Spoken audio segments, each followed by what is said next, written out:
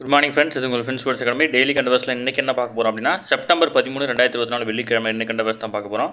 இதுக்கு முன்னாடி பார்த்தீங்கன்னா நம்ம டெய்லி கண்டவர்ஸ் வீடியோ அப்லோட் பண்ணியிருக்கோம். பார்க்காதவங்க பார்த்து நோட்ஸ் எடுத்து வச்சுக்கோங்க. அது மட்டும் இல்லாமல் பார்த்தீங்கன்னா நம்ம சேனல் சப்ஸ்கிரைப் பண்ணுங்கள், சப்போர்ட் பண்ணுங்கள், முடிஞ்சளவுக்கு ஃப்ரெண்ட்ஸ் லைக் ஷேர் பண்ணுங்கள்.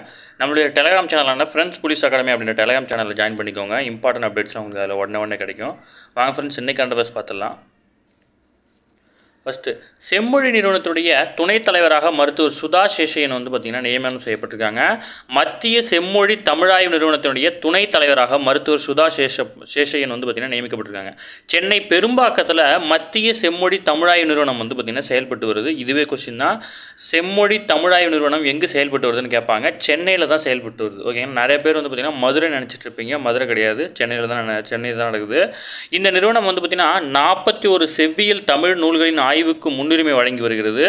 தொல்பழங்காலம் முதல் தற்போது கிபி 6ஆம் நூற்றாண்டு வரையிலான காலப்பகுதிக்குள் தோன்றிய இலக்கணம் குறித்த ஆய்வுகளை மேற்கொள்வது தான் பார்த்திங்கன்னா இந்த நிறுவனம். ஓகேங்களா. இந்த நிறுவனத்துடைய தலைவராக யார் இருப்பா அப்படின்னா எப்போதுமே பார்த்திங்கன்னா முதல்வர் தான் இருப்பார். ஓகேங்களா. தமிழக முதல்வர் தான் இந்த நிறுவனத்தினுடைய தலைவராக இருப்பார். ஓகேங்களா. அதுக்கப்புறம் பார்த்திங்கன்னா அதனுடைய இயக்குனரும் துணைத் தலைவரும் தான் மாறுவாங்க. இயக்குனர் பார்த்திங்கன்னா ரா சந்திரசேகரன் இருக்கிறாரு. இதில் பார்த்திங்கன்னா இந்த வகையில் துணைத் தலைவராக மருத்துவர் சுதா சேஷன் பார்த்திங்கன்னா நியமிக்கப்பட்டிருக்காங்க. இவங்க பார்த்திங்கன்னா ஒரு தமிழ்நாடு டாக்டர் எம்ஜிஆர் மருத்துவ பல்கலைக்கழக துணை வேந்தராக இருந்திருக்கிறாங்க ஒரு 4 ஆண்டுகள். ஓகேங்களா. அது மட்டும் இல்லாமல் தமிழில் மிகவும் ஆர்வம் உடையவங்க. இவங்க நிறைய புக்கெலாம் பார்த்திங்கன்னா எழுதியிருக்காங்க. ஓகேங்களா. அதுவும் இல்லாமல் ஏறத்தாழ 30க்கும் மேற்பட்ட இலக்கியங்கள் ஆன்மீக நூல்களை எழுதியிருக்காங்க. குறிப்பாக பிரிட்டானிக்கா தகவல் களஞ்சிய நூல்களை பார்த்திங்கன்னா தமிழில் பார்த்திங்கன்னா மொழிபெயர்த்துறாங்க. அதில் இவங்களுடைய பங்கு ரொம்ப அளப்பரியது. ஓகேங்களா. இவங்களுடைய இந்த தமிழில் இவங்களுடைய சேவையை பாராட்டி பார்த்திங்கன்னா கலைமாமணி, சொல்லின் செல்வர் உள்ளிட்ட விருதுகள் பார்த்திங்கன்னா தமிழக அரசு இவங்களுக்கு வழங்கியிருக்கு. ஓகேங்களா. அடுத்தது அதேமாதிரி பார்த்திங்கன்னா ஆதாரை புதுப்பிக்கிறதுக்கு பார்த்திங்கன்னா 3 மாத காலம் பார்த்திங்கன்னா அவகாசம் வழங்கியிருக்கிறாங்க. அதாவது 10 ஆண்டுகளுக்கு மேலே பார்த்திங்கன்னா ஆதாரில் எந்த மாற்றமும் செய்யாதவங்க பார்த்திங்கன்னா கண்டிப்பாக மாற்றம் செய்யணும். சரிங்களா. அடுத்தது, மார்க்சிஸ்ட் கம்யூனிஸ்ட் கட்சியுடைய பொதுச் செயலாளர் சீதாராம் யெச்சூர் பார்த்திங்கன்னா தில்லியில் எய்ம்ஸ் மருத்துவமனையில் பார்த்திங்கன்னா வியாழக்கிழமை பார்த்திங்கன்னா காலமாயிட்டார். ஓகேங்களா. மற்றபடி இவரை ஒன்றும் படிக்க தேவையில்லை. இவரை பற்றி இப்போதைக்கு தெரிஞ்சுக்கோங்க. பின்னால் பார்த்திங்கன்னா இவருக்கு ஏதாவது விருதுகள் அறிவிக்கப்பட்டால் அதை நம்ம படிக்கணும். ஓகேங்களா.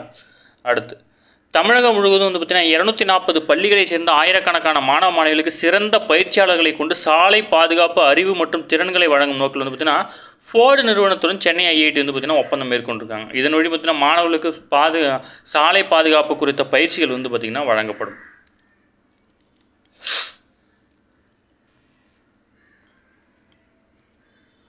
அடுத்து பார்த்திங்கன்னா நாளைக்கு பார்த்திங்கன்னா 14ஆம் தேதி தமிழகம் முழுவதும் பார்த்திங்கன்னா குரூப் 2 தேர்வு எழுதியிருக்காங்க. 7.93 லட்சம் பேர் பார்த்திங்கன்னா இந்த தேர்வு எழுதியிருக்கிறாங்க. ஓகேங்களா.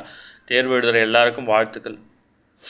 அடுத்து பார்த்திங்கன்னா அஸ்ஸாம், மேகாலயா, திரிபுரா, அருணாச்சல பிரதேசம், மிசோரம், மணிப்பூர், நாகாலாந்து, சிக்கிம் ஆகிய 8 வடகிழக்கு மாநிலங்களை பார்த்திங்கன்னா வெறும் 23 கிலோமீட்டர் அகலமே கொண்ட குறுகிய நிலப்பரப்பை சில்குரி வழித்தடம் இந்தியாவின் பிற பகுதிகளை பார்த்திங்கன்னா இணைக்குது. ஓகேங்களா. இது பார்த்திங்கன்னா மேற்கு வங்காளம். இங்கே பார்த்திங்கன்னா அஸ்ஸாம் இருக்கும். இந்த வடகிழக்கு மாநிலங்கள்லாம் இருக்கும். இந்த இடைப்பட்ட பகுதி தான் பார்த்திங்கன்னா சிலிகுரி அப்படின்னு சொல்லுவாங்க. இது இந்தியாவுடைய கோழி கழுத்து பகுதி அப்படின்னு சொல்லுவாங்க.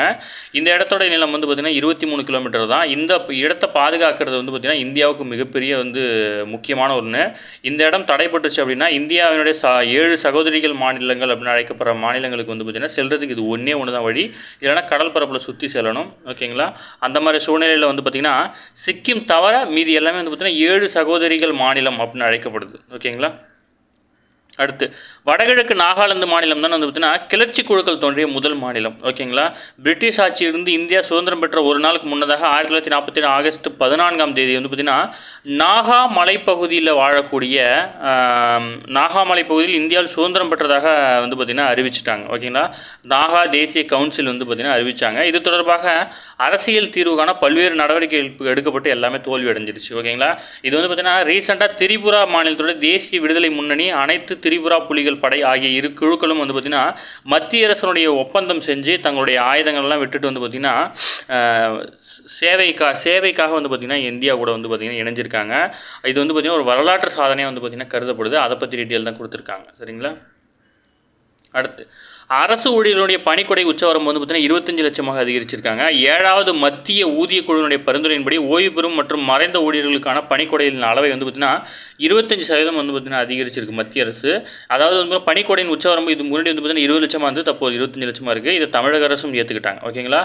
ஜனவரி 1ஆம் தேதி அப்படின்னு சொல்லிட்டு முன் தேதியிட்டு செயல்படுத்த வந்து பார்த்தீங்கன்னா ஆலோசனை மேற்கொண்டுட்டு இருக்காங்க. ஓகேங்களா. அடுத்து வந்து பார்த்தீங்கன்னா கேட்டர்பில்லர் நிறுவனம் சார்பில் வந்து பார்த்திங்கன்னா 500 கோடி முதலீட்டில் கட்டுமான கருவிகள் உற்பத்தி நிலையங்கள் திருவள்ளூர், கிருஷ்ணகிரி ஆகிய மாவட்டங்களில் வந்து பார்த்திங்கன்னா விரிவாக்கம் செய்வது தொடர்பான புரிந்துணர்வு ஒப்பந்தம் வந்து பார்த்திங்கன்னா தற்போது கையெழுத்தாயிருக்கு. அடுத்து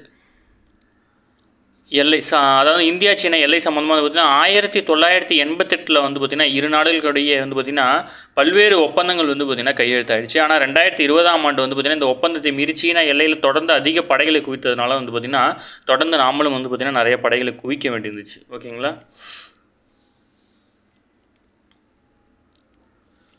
அடுத்தது நெடுஞ்சாலையில் வந்து பார்த்திங்கன்னா 20 கிலோமீட்டர் வரை சுங்க கட்டணம் இல்லை அப்படின்னு சொல்லிட்டு வந்து மத்திய அரசு தெரிவிச்சிருந்துச்சு. இதுக்கு வந்து பார்த்திங்கன்னா அவங்க விளக்கம் கொடுத்துருக்காங்க. ஃபாஸ்டேக்கு அடுத்த வெர்ஷனாக வந்து பார்த்திங்கன்னா புதுசாக ஒன்று ரிலீஸ் பண்ணியிருக்காங்க. ஓகேங்களா. இது வந்து பார்த்திங்கன்னா ஆன்போர்ட் யூனிட் அப்படின்ற கருவி மூலயமா வந்து பார்த்திங்கன்னா இது டெபிட் செய்யப்படும். இது வந்து பார்த்திங்கன்னா சுங்கச்சாவடிகளில் கட்டணம் வசூலிக்கப்படும் ஃபாஸ்டேக் முறைக்கு மாற்றாக செயற்கைக்கோள் மூலம் கட்டணம் வசூலிக்கும் முறை வந்து பார்த்திங்கன்னா விரைவில் அமல்படுத்த இருக்கிறாங்க. சுங்கச்சாவடியை கடக்கும் வாகனங்கள் முதல் 20 கிலோமீட்டருக்கு பின் பயணிக்கும் தூரத்திற்கு செயற்கைக்கோள் மூலம் கணக்கீடு கட்டணம் வந்து பார்த்திங்கன்னா பிடித்தம் செய்யப்படும் அப்படின்னு சொல்லியிருக்கிறாங்க. இதில் வந்து பார்த்தீங்கன்னா இந்த ஃபாஸ்டேக்கு மாற்றாக global navigation satellite system GNSS. ஓகேங்களா. இது நம்ம இந்தியாவோடது. இதை நோட் பண்ணி வச்சுக்கோங்க. அப்ரிவேஷன் கேட்பாங்க. என்ற கருவி முறையில் வந்து பார்த்தீங்கன்னா வாகனங்களில் ஆன்போர்டு யூனிட் அப்படின்ற கருவி பொருத்தப்பட்டு கட்டணம் வசூலிக்கப்படும். இந்த முறை வந்து பார்த்தீங்கன்னா முதலில் தேசிய நெடுஞ்சாலை மற்றும் அதிவிரைவு சாலைகளில் செயல்பாட்டுக்கு வர இருக்குது. ஓகேங்களா. இந்த புதிய திட்டத்துக்காக தேசிய நெடுஞ்சாலை கட்டணம் மற்றும் விதிகள் மற்றும் வசூல் நிர்ணயித்த விதிகள் வந்து பார்த்திங்கன்னா 2008 வந்து பார்த்திங்கன்னா திருத்தம் செய்யப்பட்டிருக்கு. இந்த முறைப்படி சுங்கச்சாவடியை கடக்கும் வாகனங்கள் முதல் 20 கிலோமீட்டருக்கு பின் பயணிக்கும் தூரம் வந்து பார்த்திங்கன்னா செயற்கைக்கோள் மூலம் கணக்கிடப்பட்டு கட்டணம் பிடித்து செய்யப்படும் அப்படின்னு சொல்லியிருக்காங்க. ஓகேங்களா. இது வந்து ஆன்போர்ட் யூனிட் அப்படின்ற கருவி மூலயமா தான் இது சாத்தியமாகும்.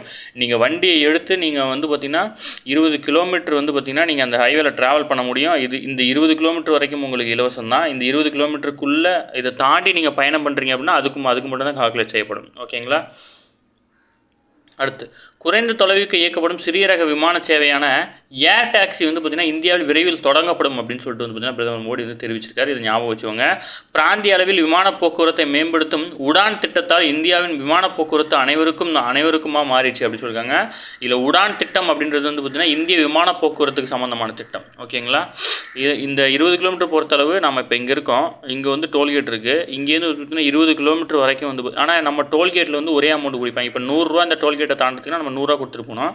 ஆனால் இங்கேருந்து நீங்கள் கடந்த இந்த 20 கிலோமீட்டருக்கு வந்து பார்த்திங்கன்னா கணக்கு உண்டு. இந்த 20 கிலோமீட்டருக்கு அப்புறம் ட்ராவல் பண்ணுறீங்க அப்படின்னு இது மொத்தமாக ஒரு 50 கிலோமீட்டர் அப்படின்னா இந்த 20 கிலோமீட்டர் மைனஸ் பண்ணிட்டு இந்த 30 கிலோமீட்டருக்கு எவ்வளோ காசோ அதை மட்டும் இதில் எடுத்துக்கும் இந்த டோல். ஓகேங்களா. அதுதான் வந்து பார்த்திங்கன்னா புதுசாக மாற்ற போகிறாங்க.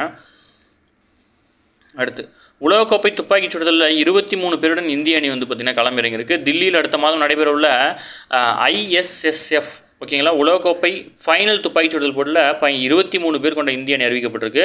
இல்லை பாரிஸில் 2 வெண்கல பதக்கம் என்று சாதனை படுத்த மானு பங்கர் வந்து பார்த்திங்கன்னா 3 மாதம் ஓய்வில் இருக்கிறதுனால அவங்களுடைய பெயர் வந்து பார்த்திங்கன்னா இதில் அறிவிக்கப்படல. ஹங்கேரியாவில் தொடங்கியிருக்கும் 45வது செஸ் ஒலிம்பியாட் போட்டியில் வந்து பார்த்திங்கன்னா முதல் சுற்றில் ஓப்பன் மற்றும் மகளிர் என இரு பிரிவுகளும் இந்தியா வந்து பார்த்திங்கன்னா வெற்றியை பதிவு செஞ்சிருக்கு. ஓகேங்களா. நம்ம ஆல்ரெடி பார்த்தோம். இப்போ நம்மளை பொறுத்தவரை வந்து பார்த்திங்கன்னா 45வது செஸ் ஒலிம்பியாட் வந்து பார்த்திங்கன்னா ஹங்கேரியாவில் நடக்குது. அதை மட்டும் தெரிஞ்சுக்கோங்க. தெற்காசியாவினுடைய தடகளம் இது வந்து பார்த்திங்கன்னா சென்னை ஜவஹர்லால் நேரு விளையாட்டு அரங்கத்தில் நடைபெறுது. தெற்காசியா ஜூனியர் தடகள சாம்பியன்ஷிப்பில் வந்து பார்த்திங்கன்னா 2வது நாளாக வியாழக்கிழமை வந்து பார்த்திங்கன்னா இந்தியாவுக்கு 9 தங்கப்பதக்கம் கிடைத்தது. தற்போது இந்தியா 12 தங்கம் உட்பட 19 பதக்கங்களை வென்று வந்து பார்த்திங்கன்னா முன்னணியில் இருக்குது. ஓகே ஃப்ரெண்ட்ஸ், இன்றைக்கி கரண்ட் அஃபேர்ஸ் அவ்வளோதான். இதை மட்டும் பார்ட் பண்ணிக்கோங்க. டெய்லி கரண்ட் அஃபேர்ஸ் டெய்லி பார்த்துருங்க. அப்போ தான் மந்த்லி வீக்லி பார்க்கும்போது உங்களுக்கு ஈஸியாக இருக்கும். நம்ம சேனலை சப்ஸ்கிரைப் பண்ணுங்கள், சப்போர்ட் பண்ணுங்கள், முடிஞ்சாலும் உங்கள் ஃப்ரெண்ட்ஸ்லாம் ஷேர் பண்ணுங்கள். Thank you friends.